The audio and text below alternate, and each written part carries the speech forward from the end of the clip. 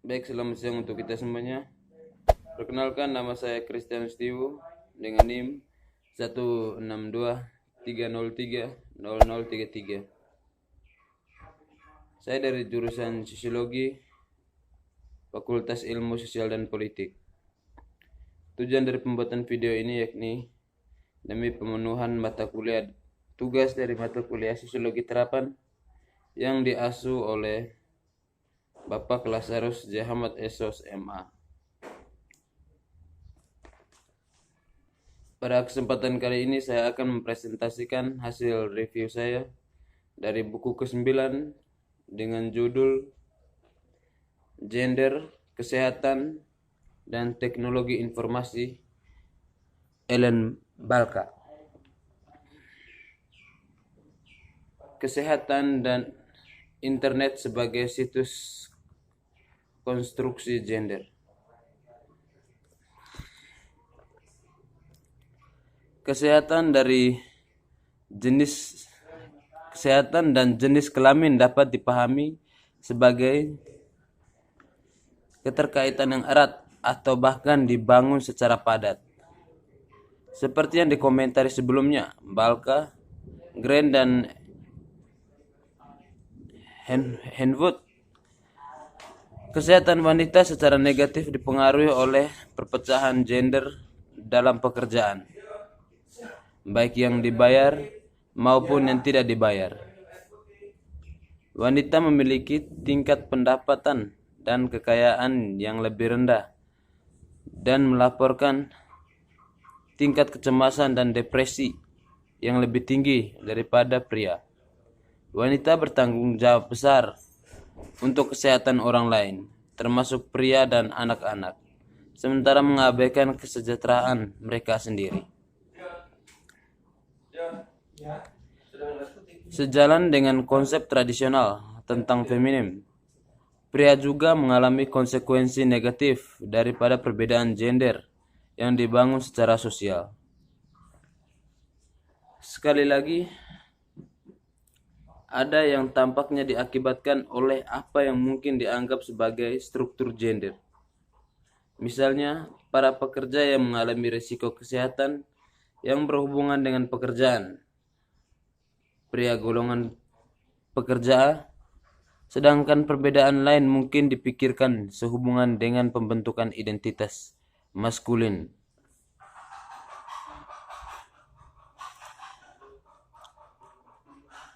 Ada juga yang berpendapat bahwa kebutuhan untuk memperlihatkan kejantanan yang keras mungkin menjelaskan keengganan pria untuk berkonsultasi dengan dokter sewaktu timbul masalah dan menanggapi pesan pendidikan kesehatan dengan serius. Pria lebih kecil kemungkinannya dari wanita untuk meminta nasihat dari teman sebaya, majalah, buku, dan televisi. Pria-pria yang kelas menengah lebih cenderung daripada teman-teman yang sebayanya untuk mengakses dan menanggapi informasi promosi kesehatan dan selebaran dan iklan. Tetapi pada umumnya pria lebih kecil kemungkinannya daripada wanita untuk mengandalkan pengalaman teman-temannya, lebih suka hidup normal.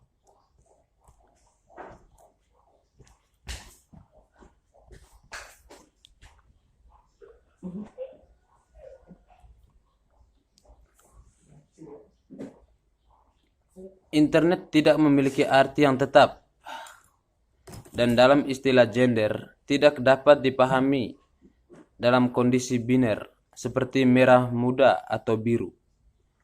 Ia terus berkembang dan artinya dibangun dalam penggunaan serta dalam produksi, seperti yang dikatakan Miller dan Slater. Internet bukanlah ruang cyber yang tidak bertuan. Sebaliknya, banyak teknologi baru digunakan oleh beragam orang dalam situasi dunia nyata yang berbeda. Der binaris terus beredar, tidak hanya dalam wacana populer, tetapi juga dalam representasi media dari internet dan kurang jelas mungkin dalam wacana akademis juga. Dorer telah menunjukkan bagaimana dalam fase ketiga internet ditandai oleh komersialisasi. Media tidak lagi menyebut diri mereka secara khusus untuk secara teknis pengguna pria dan menyebut wanita sebagai ibu, juru masak, dan konsumen. Dalam pembicaraan akademik, Sediplen sangat mengandalkan jenis biner ini ketika dia berpendapat bahwa jaringan informasi seperti yang diwakili oleh internet dan World Wide Web secara khusus adalah tanda feminisme, menawarkan aliansi wanita dan mesin, seperti halnya orang-orang yang berpendapat bahwa internet sedang terancam menjadi ruang maskulin yang membuat wanita sukses dibina seraya pria mendominasi interaksi di internet dan prioritas maskulin terus membentuk internet.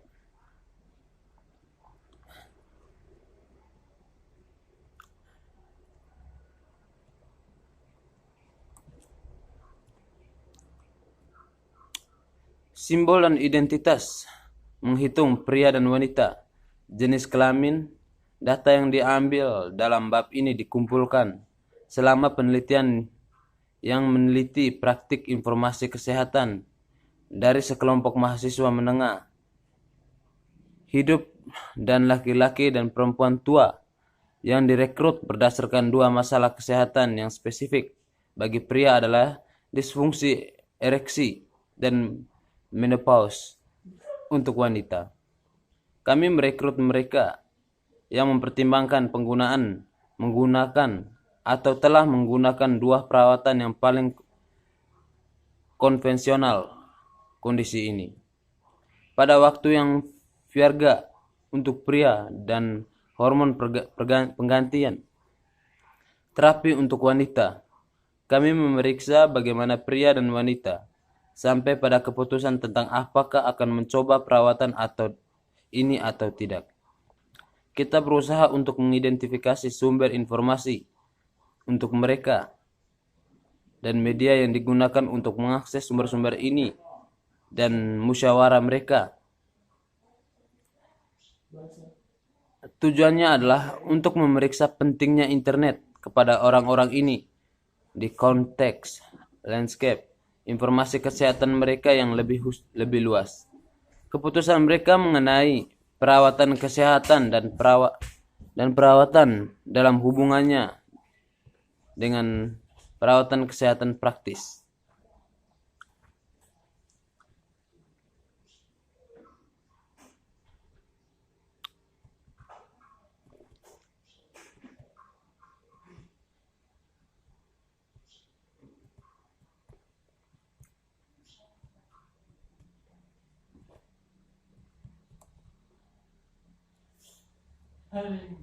Kisah praktik sehari-hari, gender, kesehatan, dan internet.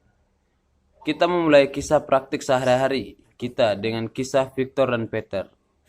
Kedua pria ini mengalami tuntutan koneksi yang diutarakan oleh konfigurasi tertentu dari internet dalam pembicaraan pasien yang terinformasi dengan menanggapinya dengan cara yang sangat berbeda yang kami telusuri dalam kaitannya dengan hubungan mereka yang berbeda dengan kemaskulinan yang pada gilirannya dibentuk oleh konteks kesehatan spesifik mereka.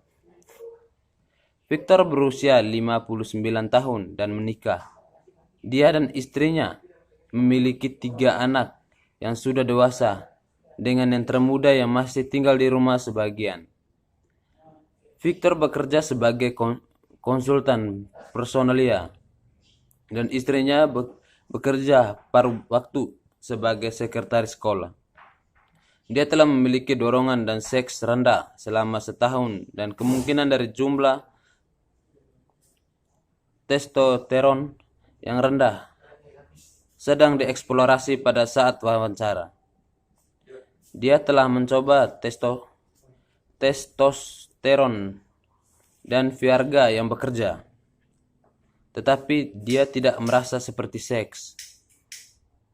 Penasihat seksual berpikir masalahnya dengan ED, mungkin psikologis, tapi Victor tidak tertarik untuk berpikir tentang kemungkinan itu.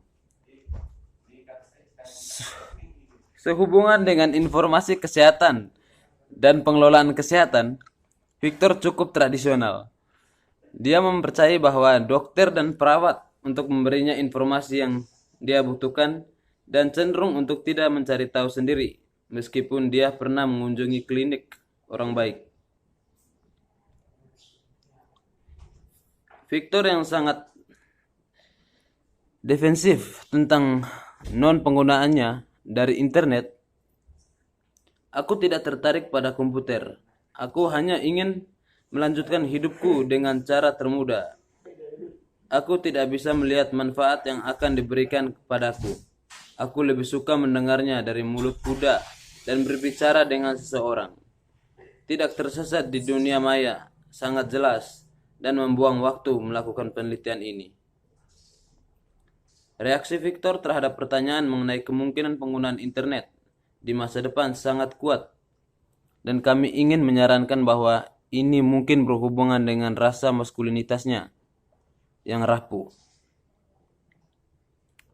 Jika seperti yang disarankan oleh beberapa pakar feminis, hubungan erat pria dengan teknologi telah dibentuk berdasarkan perasaan tidak berdaya dalam bidang kehidupan lainnya. Misalnya, hubungan pria atau kekuatan kelas atau masuk akal. Seolah-olah pertanyaan-pertanyaan kita menarik perhatian pada kurangnya potensi, tidak hanya dalam area seksual, tetapi juga dalam potensi arena kompensasi teknologi. Kami menyarankan bahwa kerapuhan tertentu Victor dalam hubungannya dengan impotensi seksualnya dapat dijelaskan dengan kurangnya penjelasan fisiologis yang jelas dan ketidaknyamanannya yang sangat jelas. Dengan satu interpretasi psikologis ini dapat didukung sebagian dengan memeriksa kasus yang berbeda.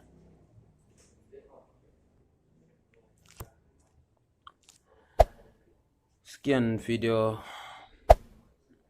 presentasi hasil review buku 9 dari saya. Atas perhatiannya saya sampaikan terima kasih.